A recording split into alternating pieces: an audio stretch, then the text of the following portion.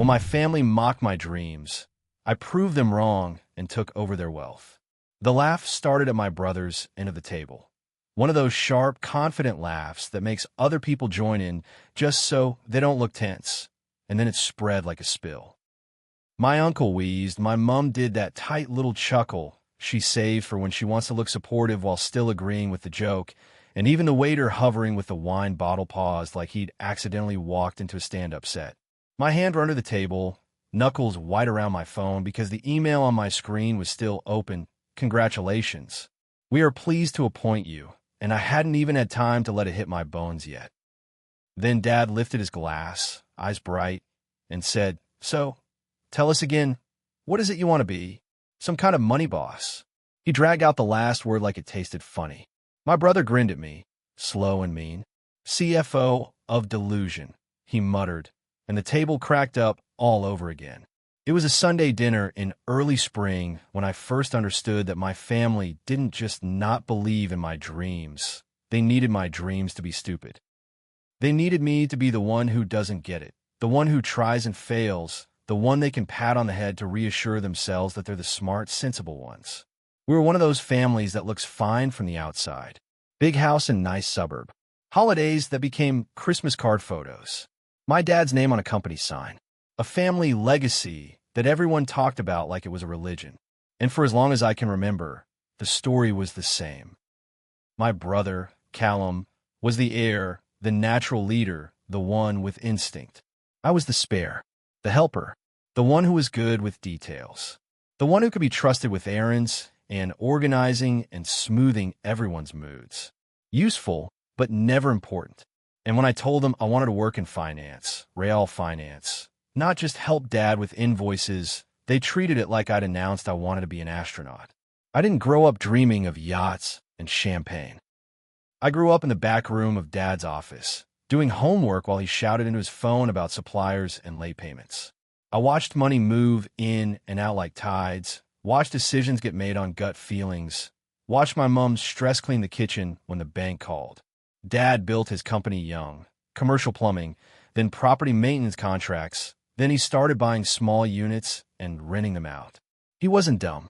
He was ambitious, charming, and fearless.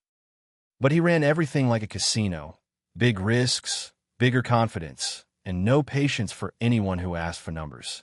Mom romanticized it as entrepreneur energy. Callum worshipped it. I was the kid who asked, "But how do you know we can afford that?" and got told I was negative. The first time I said the words out loud, "I want to study finance," I was 16, sitting at the kitchen island while Mom chopped vegetables and Dad scrolled his phone. I remember because my voice shook a little, and I hated that it did. "I want to do business at uni," I said. "Finance or accounting." Dad didn't even look up. "Why?" he asked, like I'd said I want to learn origami. I tried to explain it. The systems, the logic, how it felt like a puzzle that could actually be solved. How I liked being the person who understood what was real, what was sustainable, what was smoke. Dad finally looked up and smirked. "Accounting is for people who can't make real money," he said. Mom laughed, light and dismissive. Callum walked in, heard the last part, and said, "Oh my God, don't tell me you want to be a spreadsheet girl." He said it like an insult. Like girl was already limiting, and spreadsheet was the nail. That became the running joke. Every family gathering, someone would bring it up. "How's your little numbers hobby? Still trying to become a banker? Careful, she'll audit the Christmas ham." It sounds small written out like that, like I should have just rolled my eyes. But when it happens for years, when every dream you say out loud gets turned into entertainment, you start swallowing your own voice. You start talking smaller. You start choosing safe answers to avoid the laugh. I did that for a while. I told people I was considering options. I pretended I didn't care. Then I'd go to my room and watch YouTube videos about budgeting, investing basics, how to build a balance sheet like it was contraband. The worst part wasn't even the mocking. It was the way they used it to position me. Because Callum didn't just get praised, he got permission. He got forgiven preemptively. If Callum wanted to drop out of a course, Dad said he was finding his path. If I wanted to change electives, Mom said, "Are you sure you can handle that?" If Callum lost money on some stupid venture, Dad called it experience. If I made a mistake, it became proof I was not built for the real world. By the time I finished high school, the plan for my life had been decided without me. Dad wanted Callum to take over the company. Mom wanted me to do something stable and nice like teaching or nursing, something that made the family look good without challenging their hierarchy. I applied anyway. I applied for a business degree in the city and a part-time job at a bank branch. I didn't tell them until I got in, because I knew if I gave them time, they'd talk me out of it like they always did. When the acceptance email came, my hand shook so hard I dropped my phone on my bed. I stared at the screen and felt something like oxygen fill my chest. Dad's reaction was exactly what you'd expect. He wasn't angry in a loud way. He was angry in a quiet, humiliating way. "So you're leaving to play pretend," he said, "instead of learning the actual business." Mom pouted. Callum laughed and said, "Good luck with your little city fantasy." Nana, my dad's mom, was the only one who hugged me without a joke. She pressed her cheek to mine and whispered, "Go. Don't let them keep you small." Nana was the only person in our family who understood power without worshiping it. I moved out with a duffel bag and a second-hand desk and a constant knot in my stomach.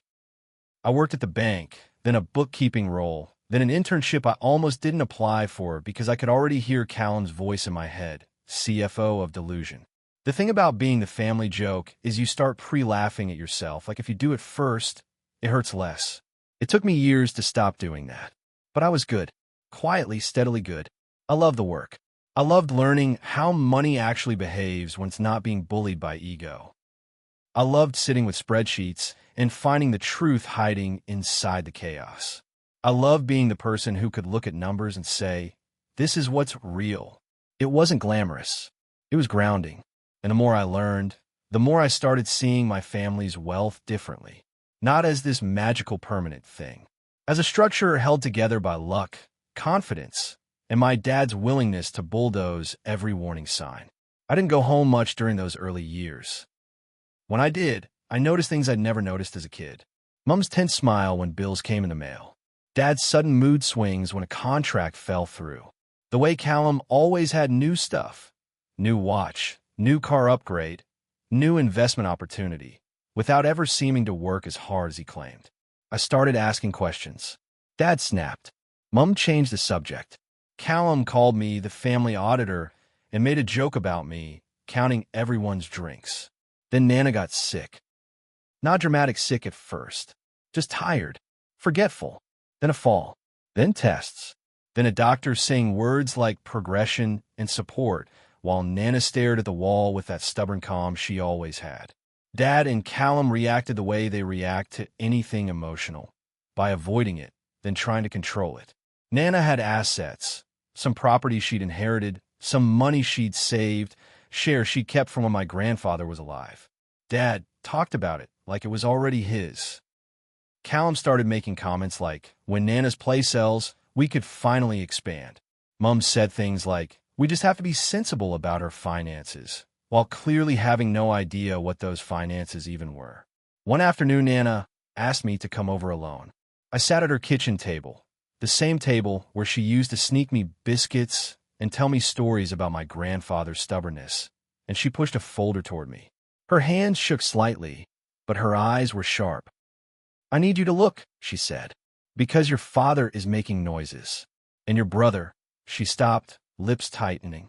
"I want to know what's actually happening." I opened the folder and felt my stomach drop. There were loan statements. Not just one, multiple. Some in Nana's name. Some secured against properties Nana owned. There were withdrawals that didn't match any of Nana's living expenses. There were transfers to accounts that had Callum's initials in them. My throat went dry as I flipped through the pages. "Nana," I said carefully, "did you sign for these?" She stared at her tea. "Your father said it was paperwork," she said. "He said it was to protect the family assets." Her voice got tight. I trusted him. I felt something cold and furious settle in my chest. It wasn't loud rage. It was the kind of rage that makes you very still. The kind that makes you stop hoping and start acting. I didn't storm into my parents' house screaming. I didn't call the police. I didn't post anything. I went into problem-solving mode. I asked Nana for permission to contact her accountant. I asked her to let me speak to the bank. I spent hours, days, untangling what had been done. The picture that emerged was ugly and familiar. Dad had been leveraging Nana's properties to cover cash flow gaps in his company. Callum had been using family loans like a personal allowance. It wasn't one villainous moment. It was a pattern of entitlement. They treated Nana's wealth like a family pantry. Take what you want, assume it replenishes itself. When I confronted Dad, I chose a neutral place, Nana's living room, with Nana present, because I'd learned my father's favorite tactic is rewriting reality when no one else is watching. He walked in breezy, smiling, like he was doing us a favor. "What's this about?" he asked. I slid copies of the statements across the coffee table. My hands were steady. "It's about this," I said. Dad's smile faltered. He glanced down, then up, irritation rising. "Why are you digging through your grandmother's private matters?" Nana's voice was quiet but sharp. "Because you won't tell me the truth," she said. Dad sighed dramatically. "Mom, I'm handling it. You don't need to worry. She's stressing you out." Callum wandered in late, holding his phone, saw the papers, and smirked. "Oh, the accountant is here," he said, nodding at me. "Should we all sit up straight?" I looked at him. "You've been transferring money from Nana's account," I said. "How much did you take?" Callum's smirk twitched. "It's not taking," he said. "It's family." Dad said. Dad cut in quickly. "Everyone calm down. This is just temporary movement. We're protecting assets. We're consolidating." I'd heard him say temporary my whole life like it was a magic spell that erased consequences. I didn't raise my voice. I didn't let the emotion steer. I said, "You've put loans in Nana's name without her informed consent. You've used her properties as collateral. You've exposed her to risk. If the business fails, Nana loses her home." Dad's face hardened. "Don't threaten me with legal words," he snapped. "You're not a lawyer." "No," I said. "I'm the person who can read what you've been hiding."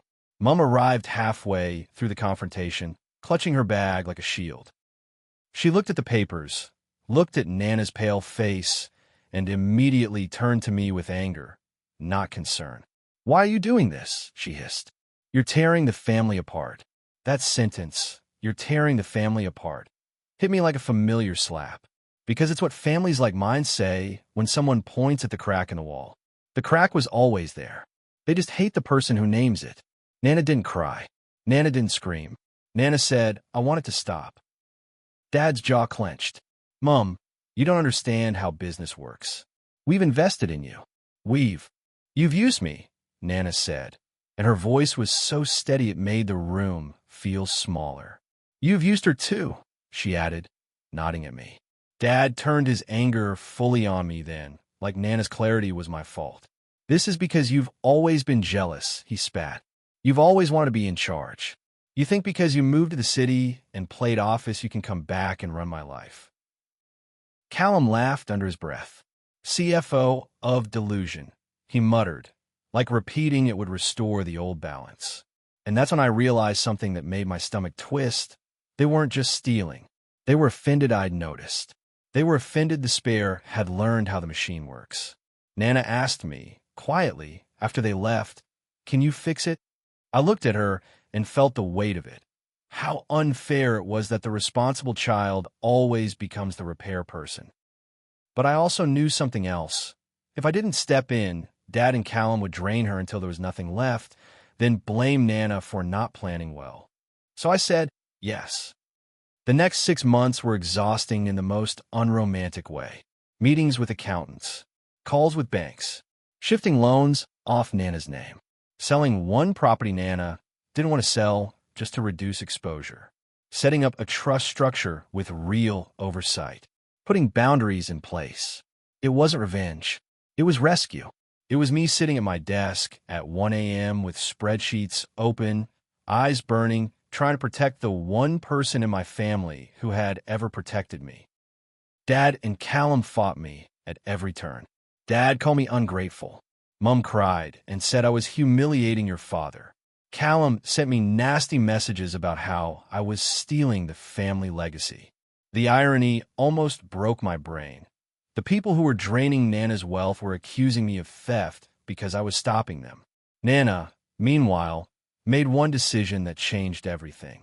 She asked her solicitor, without telling my parents, to update her estate plan. She made me the trustee and executor.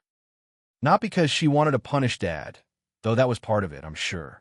Because she wanted a sane adult in charge of the assets she'd spent her life building and protecting. I found out on a day that felt almost cruelly normal. I was making pasta in my tiny apartment, sauce bubbling, when Nana called and said, "I did it." "Did what?" I asked, wiping my hands. "I put you in charge," she said simply. "So they can't take any more." I sat down on my kitchen floor, so fast my knees hit the tile. "Nana," I whispered, "they're going to hate me." Nana snorted. "They already do when you don't do what they want," she said. "At least now it's useful." I thought of all those dinners where they laughed at me, all those jokes, all those dismissive smiles, and I felt something like grief because it shouldn't have taken this. It shouldn't have required betrayal for my competence to be recognized. And then, because life has a sense of timing that borders on sarcasm, came a Sunday dinner where they laughed again, where Dad made the money boss joke and Callum called me CFO of delusion while my appointment email sat open on my phone. That email wasn't from Nana's solicitor. It was from a firm I'd applied to quietly, without telling anyone, because I'd learned my family treats my ambitions like community property. It was a role that meant more pay, more responsibility, a path I'd been building toward for years. I've been on the verge of standing up and leaving the dinner just to protect my peace when Dad did the glass tap and started his little speech about family and legacy. Then Nana arrived late. She moved slowly now, using her cane, but her gaze still had that stubborn brightness. Everyone stood to greet her with exaggerated affection. Dad kissed her cheek like nothing had happened. Mom fussed over her coat. Callum pulled out a chair and winked at me like we were all in on the same joke. Nana sat down, smoothed her napkin, and said, "I'd like to say something." Dad's smile widened automatically. He loved speeches. He loved moments where he could look like the good son. Nana looked at him, then at Mom, then at Callum, then at me. My stomach tightened. I could feel the entire room waiting. "I've made changes," Nana said. Dad chuckled. "Mom, you don't need to worry everyone. We're all here." Nana ignored him. "I've made changes to how things will be handled," she repeated, firmer. "Because I've watched for years who takes care and who takes." The waiter froze mid-pour like a statue. Callum's smile flickered. Dad's eyes narrowed. Nana continued, "I'm not discussing feelings. I am discussing facts. There have been loans taken against my properties without my informed understanding. There have been withdrawals I did not approve. There have been risks taken with my name." Mom's face went pale. Dad's jaw clenched so tight his cheek twitched. Nana's voice stayed steady. "So, I've appointed a trustee and executor I trust." Dad's voice came out too loud. "Mom." Nana lifted a hand. "No," she said. One word. It shut the air down. Then she turned to me. "It's you," she said. For a second, nobody moved. It was like time paused while my family's brains tried to process a world where I wasn't the joke anymore. Callum blinked rapidly. "What?" he said, laughing once like it was a prank. "No." "That's what?" Dad stood up halfway, chair scraping. "Mom, this is ridiculous," he snapped. She's a child." I felt my face heat, but my voice came out calm, almost surprised by itself. "I'm 27, I said, "and I've been cleaning up your mess for months." Mom let out a strangled sound. "You've been doing what?" Nana nodded. "Yes," she said. "She has." Callum's laugh turned sharp. "So she's taking everything?" he demanded, eyes flashing toward me like I'd pulled a weapon. "You're giving her the wealth?" Nana looked at him like he was finally seeing consequences for the first time. "It was never yours," she said. "You've just been treating it like it is." Dad's face was red now. He pointed at me like I'd bewitched Nana. "You've manipulated her," he shouted, and heads turned from other tables in the restaurant. "You've poisoned her against us." I didn't stand up. I didn't need to. I just reached into my bag and placed a folder on the table. Copies of the statements, the loan documents, the withdrawal history, the emails from the bank. Not as a dramatic gotcha, as proof, as reality.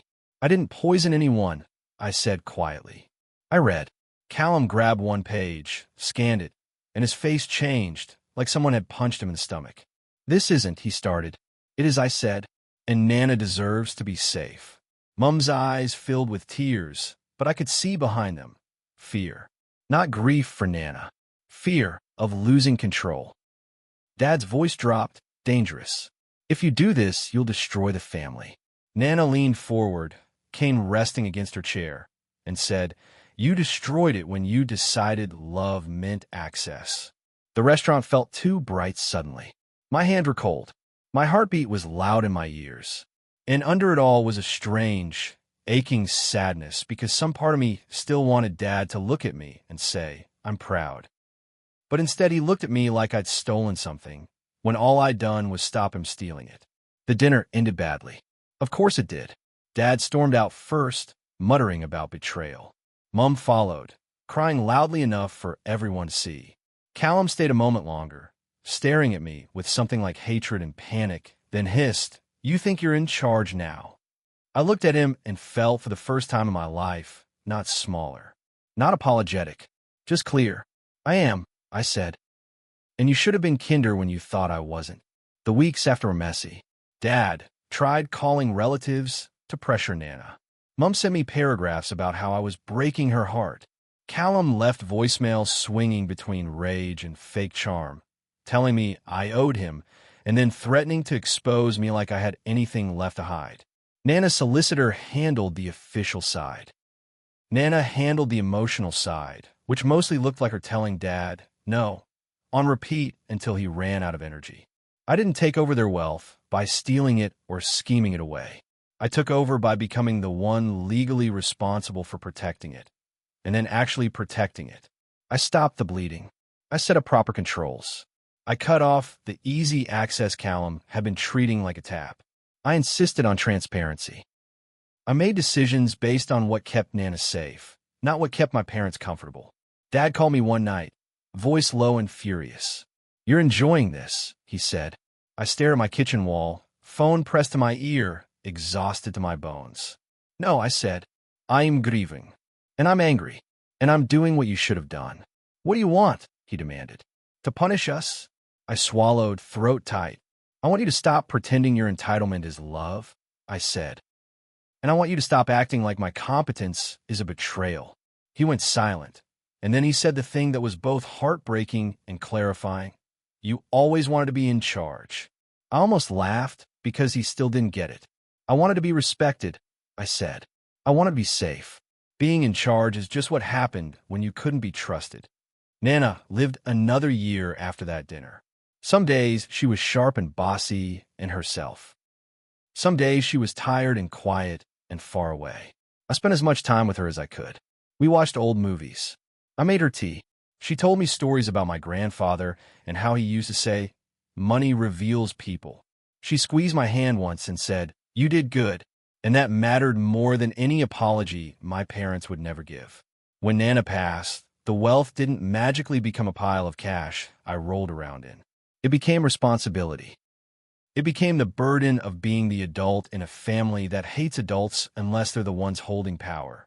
It became the quiet, unglamorous work of managing assets properly, paying taxes, maintaining properties, ensuring Nana's wishes were honored. It became me saying no over and over again to people who had built their identities around taking. My family still tells their version of the story. In their version, I'm cold, greedy, brainwashed by the city, obsessed with control. In my version, the one that matters because it's the one I live in, I'm the kid they laughed at who grew up anyway. I'm the one who turned betrayal into a boundary. I'm the one who finally stopped trying to earn a seat at the table and started protecting the table from being flipped. And yeah, when they mock my dreams, I prove them wrong. Not by becoming flashy, not by becoming cruel, by becoming undeniable, by becoming the person Nana trusted when everyone else treated her like a bank account, by taking over their wealth in the only way that actually counts, making sure it couldn't be used as a weapon against the people who deserve protection. They wanted me small because it made them feel big. Now, they're speechless because I didn't just grow. I learned how the whole machine works, and I turn it off.